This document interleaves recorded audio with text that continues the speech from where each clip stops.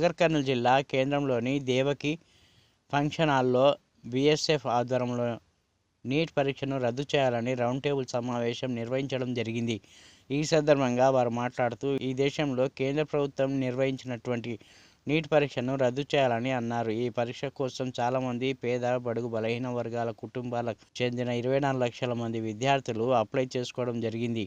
ఈ పరీక్ష నిమిత్తం చాలామంది పేద విద్యార్థులు కేవలం జీవితం గడపడానికి ఇబ్బందికరంగా ఉన్నప్పటికీ చాలామంది విద్యార్థులు పుస్తకాలకే పరిమితమై చదువుకున్నారు. ఇంకొంతమంది విద్యార్థులు ఈ పరీక్షకు నిమిత్తం ప్రత్యేకంగా కోచింగ్ తీసుకొని చదువుకున్నారు. కానీ కేంద్ర ప్రభుత్వం పరీక్షా పేపర్ లీకేజ్ చేయడం, డబ్బున్న బడాబాబుల సొమ్ముకు ఆశపడి అధికారులు మరియు కేంద్ర ప్రభుత్వం పేపర్లు అమ్ముకోవడం చాలా దౌర్భాగ్యమైన పరిస్థితి అన్నారు.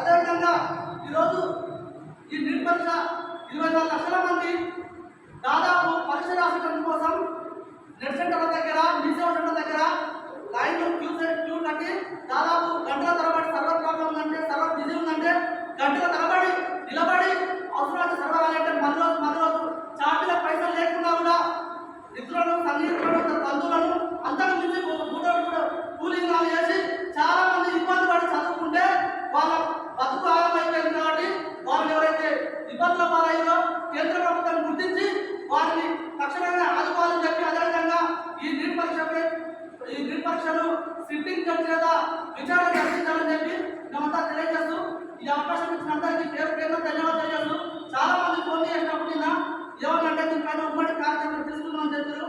సో ఇప్పుడు ఆ ఉమ్మడి కార్యక్రమం తీసుకోవాల్సింది మనం తెలియజేస్తా ఉన్నాము.